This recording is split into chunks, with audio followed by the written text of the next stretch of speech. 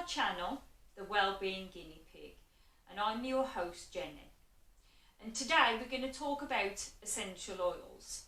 Now, as you can see, there's an array of different essential oils here. There's just two companies that I've been using, and I'm going to tell you how they fit in and which ones I use for what. So I think we'll start at that favourite subject of mine, which is enemas, if you remember from the last video. And these are the ones that I tend to use. I mean, I do sort of fluctuate with them, but I always make sure anything that I'm ingesting or anything that I'm putting in my body is organic, right? I'm posh. So these are the ones that I tend to use the most. So I'll use lavender, which is extremely calming, peppermint, which really boosts me. I know that everyone's individual, and what sort of helps one person doesn't necessarily help the other one, but this really is invigorating for me. I could smell it all day. It instantly puts me in a better mood. So obviously putting it the other way, it does the same thing, you know. It goes to the liver, and it's how you're able to really get the benefits from it in the bloodstream so much quicker. And then we've got organic lemon. Now, I have talked about the organic lemon before, about helping to heal and seal the gut. So I use that as well as my good fats. When I am doing an enema, not to go on too much about the enema, but when I am doing an enema, I'll pair it with sea salt and coconut oil, and that makes the essential oils a lot more able to be absorbed and being a lot more bioavailable. I also, one thing I just wanted to add to you, which that I think is really important as well, is that I use this for my children, and it's called Skin Soother, and I pair that with DMSO and turmeric and black pepper. And what they had in the DMSO, it dries it into the cell, and you have to be very clean to do this. But if you use DMSO with Skin Soother, or some of the anti-inflammatory properties in lavender, for example, tea tree oil, not tea tree oil, pair it with aloe vera, Skin Soother with the DMSO, and any other sort of calming, like lavender, if we were to apply this on top of the skin, then that would be very calming and soothing for the skin. And my children have suffered with eczema when they were younger. Luckily, their immune system is not firing, because with the immune system, when it comes to eczema or psoriasis, it's all autoimmune. That means that the immune system's overreacting. But at the moment, because their immune system now is in balance more, they don't seem to suffer. But when they were, I would use DMSO, Skin Soother, and any anti-inflammatory and calming and cleansing things I could put together. But then, so we'll go off there now. We'll just go purely on what I do, what I use these for, without the DMSO. But essential oils on their own, I tend to use, I haven't bought it here, but I tend to use my essential oils with what's called fractionated coconut oil, and that's because it absorbs into the skin so much easier. And now I'll use it for the children. For example, I'll show you in here. You can actually buy from Plant Therapy. I've talked to you about Plant Therapy before. This is my preferred brand.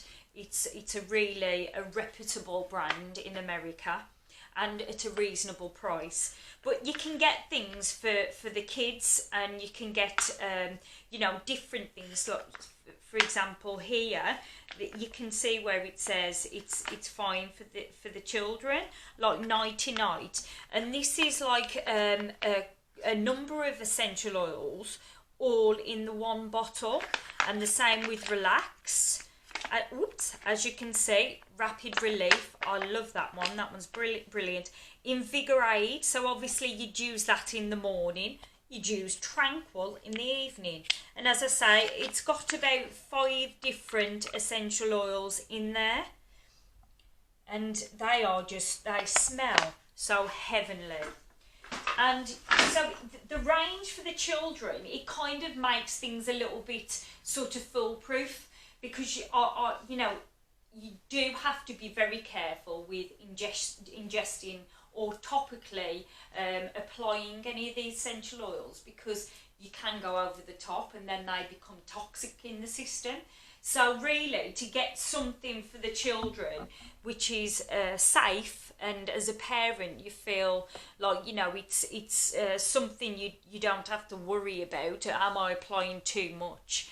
I find them really, really good. And this is what I use instead of going to the doctor. So this is how I view it. I view it that when my children have any ails, or my husband or me, I go to reach for my essential oils instead of picking up the phone to phone the doctor. And let's face it, in the current climate, it's better to buy the essential oils. You've got them right there. But I apply with the fractionated coconut oil for my children and myself. I apply to the bottom of the feet, because these are really, where I'm telling you now, are really absorbent. So apply to the bottom of the feet. I also apply the bottom end of the stomach. Again, it's perfect for the absorption there. Or even under the armpit, you know. This is why we have to be careful with the deodorants that we use. And it's not taught to us that the toxic things in these sprays, they're going right into our bloodstream, you know. And into our, you know, our lymphatic system has to work and work and work to get them sorted. So underneath the arms, where's the other areas? Oh yeah, I put on the wrist, or just behind the ear here. Those are all really absorbent areas in the body. So with the kids ones that I use, we've got Sniffle Stopper, we've got Tummy All Better,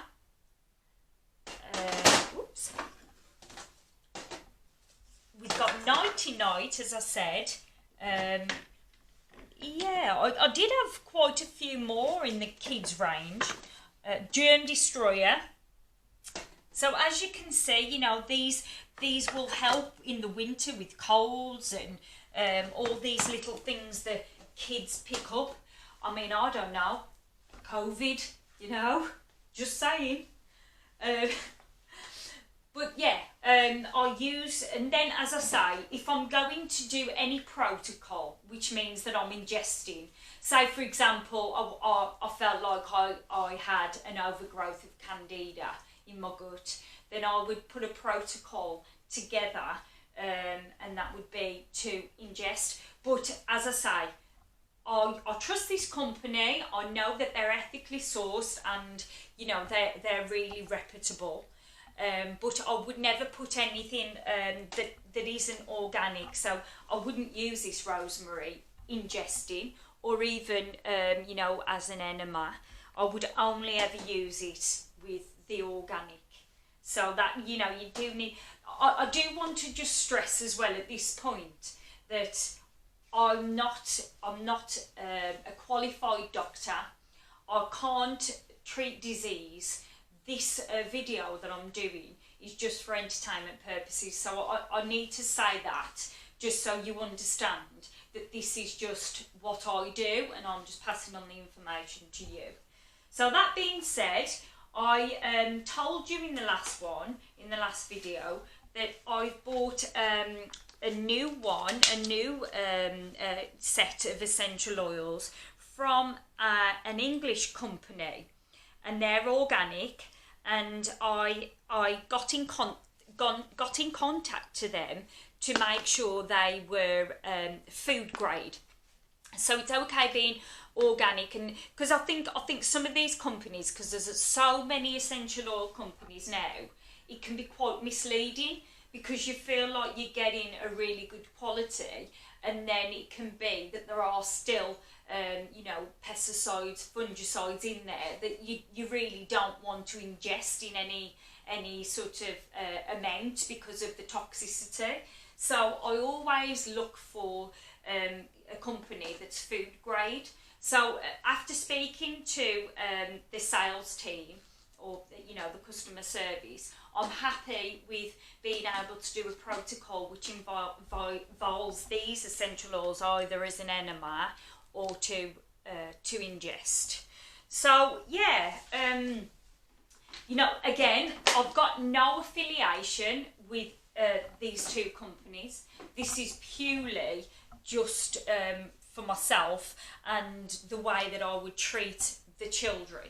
So, you know, it really, I can't stress to you enough that if Bella or Roma come home with a chest infection, or, you know, some their immune system's low, I literally just treat them for a couple of days with my essential oils, and it's worked, and that's the medicine that I use. So I've really enjoyed talking to you about it today. Again, I will just stress, just to finish, that I'm not a medical, I'm not qualified to give medical advice at all.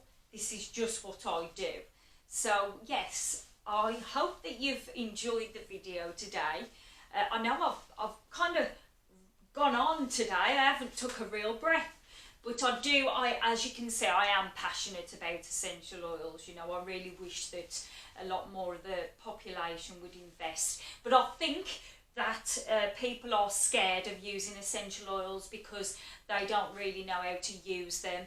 And I think we've sort of presented them over as being something like you need to have a qualification to be able to use them. And that's not true. But it is like anything, it's trial and error. And you do have to make a couple of mistakes to then, you know, be able to incorporate them into your daily, weekly, monthly regime. So yeah, thanks for having me again. Please subscribe to my channel and click the like button, and I'll see you in the next one. And just as a side note, I've got no affiliation with Coca-Cola. My pal, whose house I've come to today, she's a fan. So there we go. No affiliation at all. Even though I do like to have a can of Coke now and again.